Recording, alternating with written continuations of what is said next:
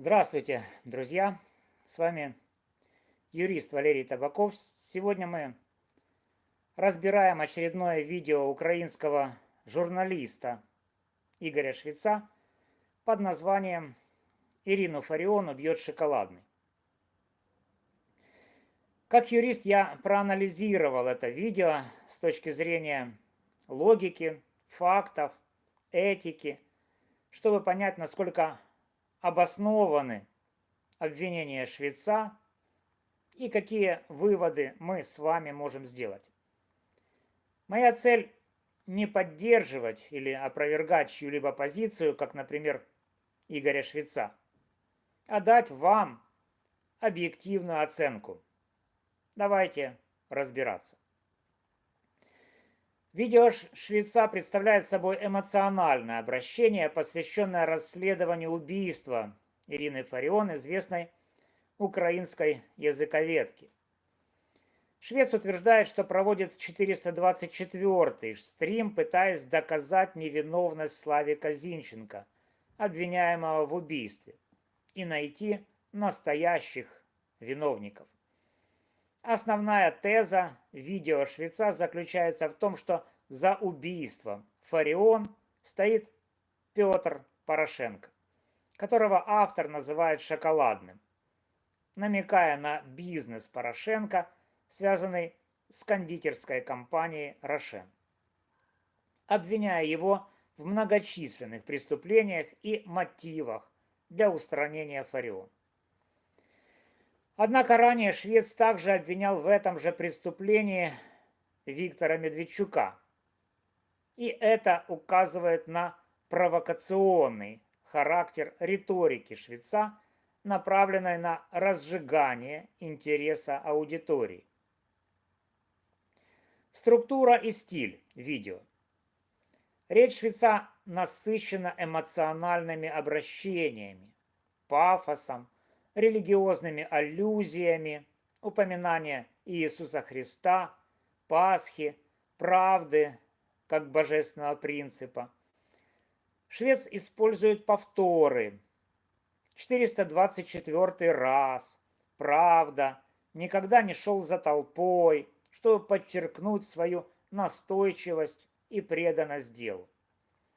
Швец открыто обвиняет Петра Порошенко и его соратников Алексея Гончаренко и Янину Соколову в причастности к убийству Фарион, хотя и не представляет прямых доказательств, ссылаясь на субъективное мнение и косвенные аргументы. Например, сюжет «Подслушана коростынь». Швец обращается к широкой аудитории, называя слушателей родными, призывая к финансовой поддержке через номер карты Приватбанка, что типично для стримеров, привлекающих аудиторию через краудфандинг. В видео Игорь Швец продвигает идею заговора, утверждая, что правда в Украине подавляется, а правоохранительные органы не заинтересованы в раскрытии дела. Обвинения против Порошенко основаны на его политической деятельности, в частности, событиях Майдана, войны на Донбассе, Крыма и так далее. Швец, обвиняя Порошенко, ссылается на слова самой Ирины Фарион, которая якобы называла Порошенко среди тех, кто может быть заинтересован в ее смерти, а также на львовских журналистов, которые, по его словам, подтверждают сомнения в виновности Зинченко. Тезисы Швеца. Первый. Швец утверждает, что Зинченко невиновен, а дело против него шито белыми нитками из-за отсутствия других подозреваемых и заказчиков. Второй. Швец обвиняет Порошенко, ссылаясь на критику Фарион в адрес его действий во время президентства. Майдан, Иловайск, Дебальцево, бизнес в России, связи с ОПЗЖ и так далее. Третий. Швец утверждает, что ни полиция, ни прокуратура, ни суды не заинтересованы в раскрытии дела, а правда в Украине исчезает. Четвертый.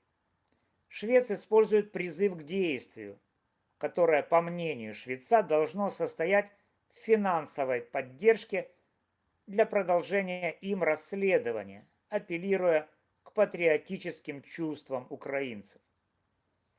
Слабые стороны видео швеца.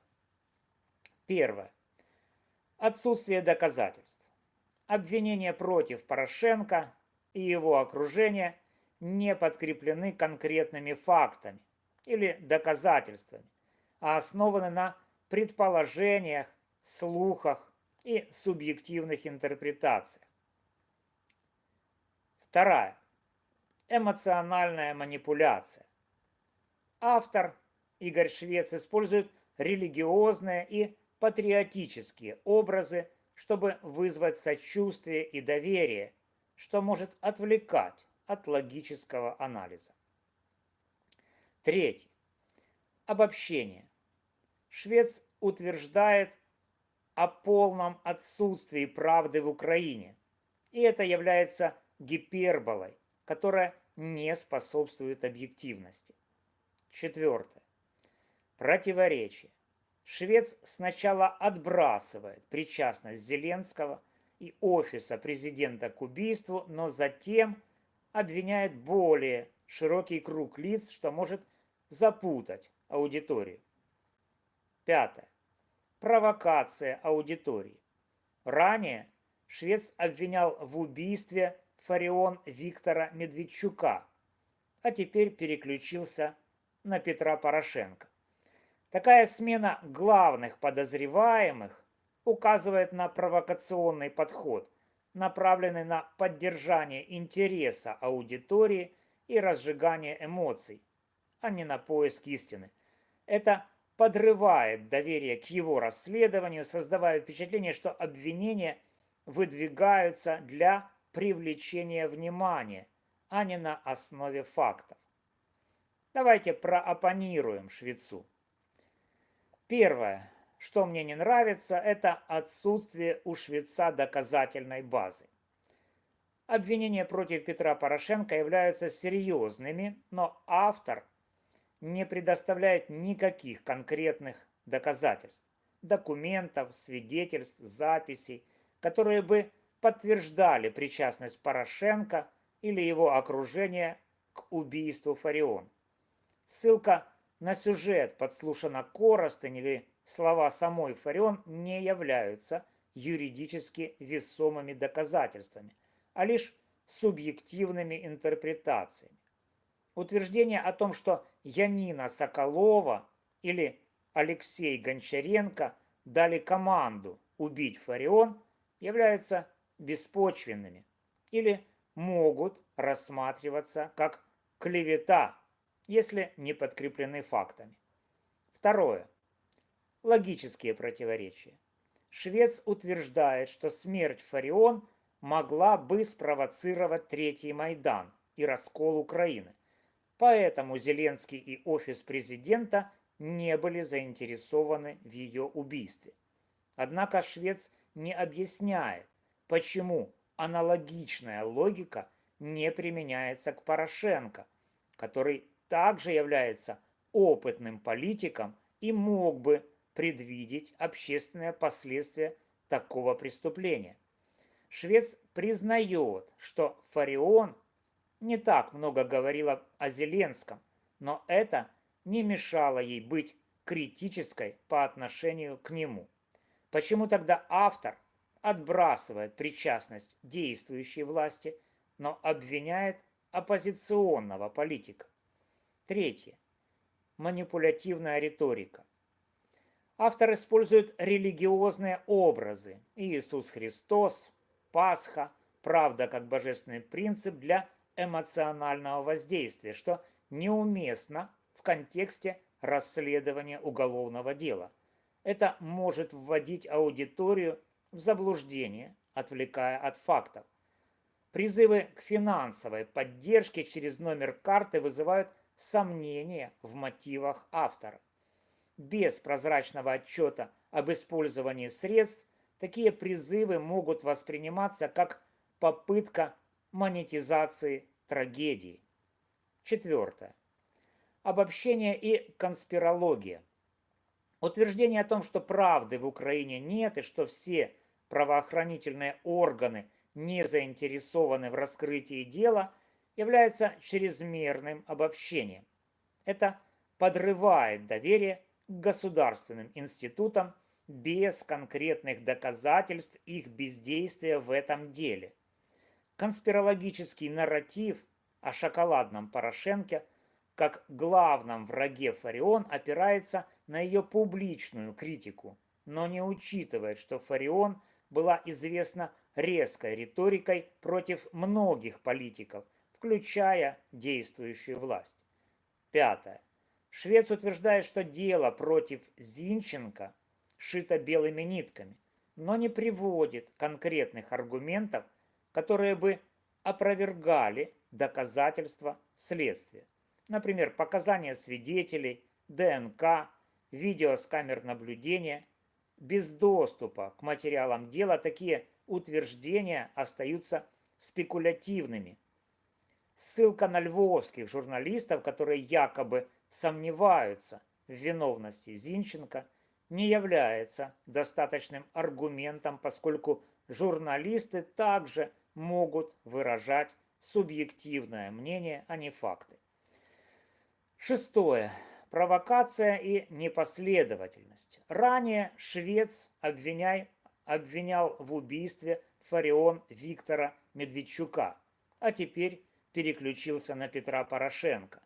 Эта смена главных подозреваемых без предоставления новых доказательств свидетельствует о провокационном подходе, направленном на разжигание эмоций и удержание внимания аудитории.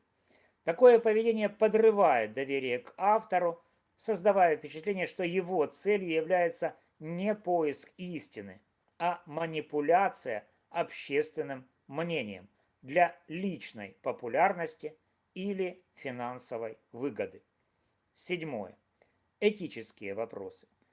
Использование трагедии Ирины Фарион для продвижения собственного нарратива и сбора средств вызывает этические вопросы. Швец позиционирует себя как единственного борца за правду, что может преуменьшать усилия других журналистов, активистов или следователей, также работающих над этим делом. Публичное обвинение конкретных лиц Порошенко, Гончаренко, Соколова без доказательств может быть расценено как нарушение презумпции невиновности и журналистской этики. Альтернативная позиция. Во-первых, необходимо объективное расследование. Вместо спекулятивных обвинений следует сосредоточиться на поддержке открытого расследования, которое должно демонстрировать свободный доступ к материалам дела, показаниям свидетелей, экспертизам, видеозаписям. Если есть сомнения в его объективности, то стоит требовать прозрачности через общественный контроль или международный надзор, а не продвигать конспирологические теории, как это делает Швец. Швец мог бы обратиться к независимым экспертам, юристам, криминалистам для анализа публично доступных данных по делу, что придало бы вес его аргументам. Швецу следует избегать манипуляций и провокаций. Вместо эмоциональных призывов, религиозных аллюзий и смены главных подозреваемых уместнее использовать факты и логические аргументы. Например, он мог бы детально проанализировать, почему он считает Зинченко невиновным, опираясь на публичные материалы или несоответствия в деле. Швецу следует расширить контекст критики Фарион. Ирина Фарион была известна своей критикой в адрес многих политиков, включая действующую власть, пророссийские силы и другие группы. Сосредоточение только на Порошенко или ранее на Медведчуке игнорирует других потенциальных врагов, которые могли быть заинтересованы в ее устранении.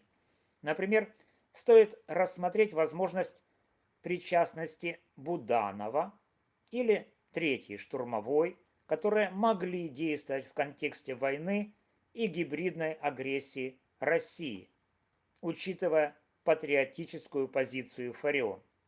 Или вообще, может даже рассмотреть мотивы дочери Ирины Фарион, Софии Особы.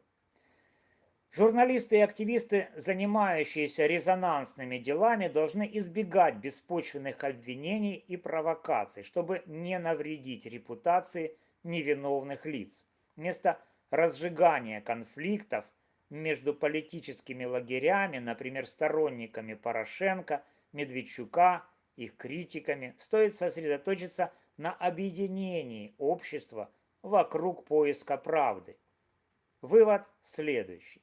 Видео Игоря Швеца является примером эмоциональной, но слабо обоснованной риторики, которая больше направлена на мобилизацию и провокацию аудитории, чем на объективный анализ. Обвинения против Петра Порошенко, как и ранее против Виктора Медведчука, не подкреплены доказательствами, а конспирологический нарратив, смена главных подозреваемых и обобщение об отсутствии правды в Украине подрывают доверие к автору. Провокационный подход Швеца, выраженный в последовательном выдвижении новых виновников без фактов, свидетельствует о стремлении удерживать внимание аудитории, а не раскрывать истину. Для расследования дела Ирины Фарион нужен более взвешенный подход, основанный на фактах, сотрудничестве с экспертами и поддержке прозрачности следствия и судебного процесса.